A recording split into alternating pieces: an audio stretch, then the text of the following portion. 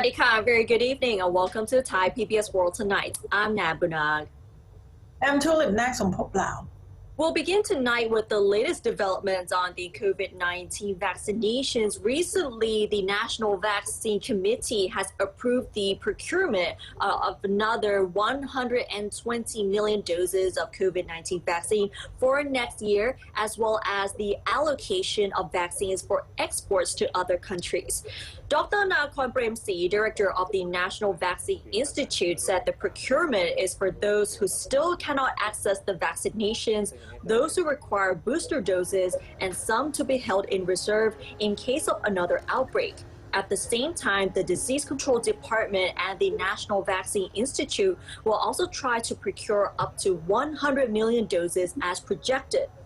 The committee also approved the allocation of vaccines for export to other countries, for which the Disease Control Department and the National Vaccine Institute must fully consider the downsides and negotiate with vaccine producers to procure a quantity in line with the prevailing COVID-19 situation in the country.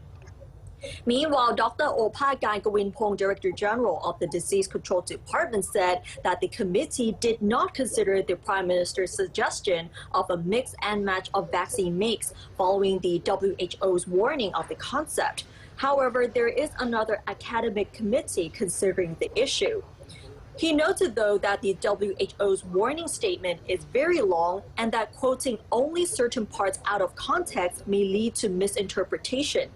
On Monday, the World Health Organization's chief scientist advised against mixing and matching COVID-19 vaccines from different manufacturers, calling it a dangerous trend since there is very little information or research into the potential outcomes.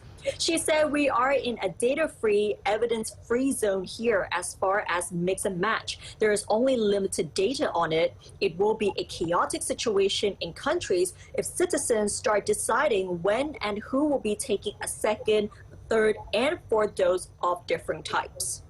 Now, let's talk about the home isolation because we have reported before that Bangkok is having problem with the hospital beds and how to allocate those beds to people, and the government tried to consider other plans, and finally we have this program called Home Isolation Scheme that designed by NHSO. The Home Isolation Scheme, where asymptomatic and mild COVID-19 cases are asked to stay at their home with online care from medics, started today under the Warm Community Clinic banner, with as many as 1,283 medical volunteers in support.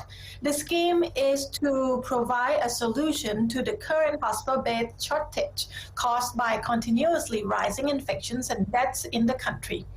The virtual clinic, which is a National Health Security Office or NHSO initiative, involves numerous doctors, nurses, and pharmacists monitoring and caring for their patients in home isolation through video calls. Dr. Supatra Sivanichakan, the president of the General Practitioners and Family Physicians Association of Thailand, heads the support team at the clinic and the NHSO's 1330 hotline, where she explains that they assist the registrations process, including the patient classification and the monitoring of health conditions via telephone and line messaging app. They also watch over medical personnel working closely with the communities. For asymptomatic and mild cases, medics will deliver medication, including the Thai herbal medicine Phatalaijon and other necessary equipment. As for moderate to severe cases waiting for hospital beds, the medics will contact the 1330 hotline to assist in finding beds. Antiviral favipiravir tablets will be prescribed until the patients find a hospital bed, pending Thailand's Food and Drug Administration's approval of its use. So far, the Julapur Royal Academy has reserved 5,000 tablets and is coordinating with hospitals to reserve more of the medication. The volunteers can monitor up to 1,000 patients per round, while the nurses will be split into 4 teams to monitor their assigned patient for 14 days or until the patient has recovered. With an estimated 40,000 patients in Bangkok and nearby provinces waiting for hospital beds, more medical volunteers are, however, still needed.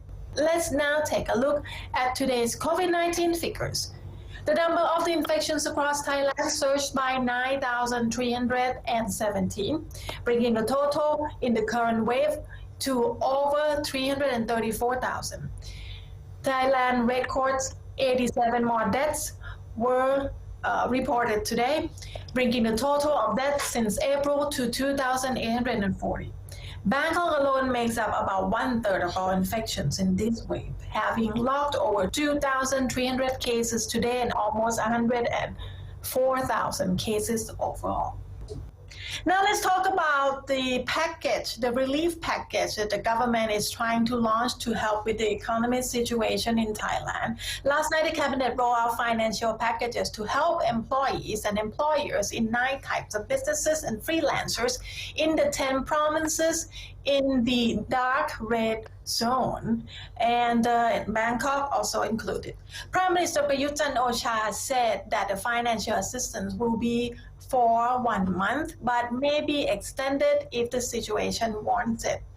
And in addition, small, medium, and large households and businesses, especially nonprofit organizations across the country, will have their water and electricity fees cut for July and August. The financial package will cost taxpayers about 30 billion baht for the month, while the utility rate cuts will cost another 12 billion baht over a 2-month period.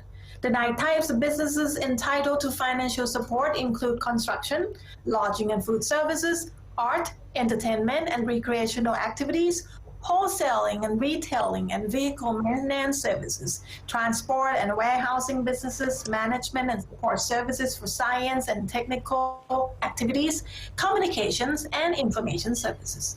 The Finance Ministry and the Bank of Thailand have been told to discuss with commercial banks ways to ease debt repayments for their debtors, both private individuals and businesses.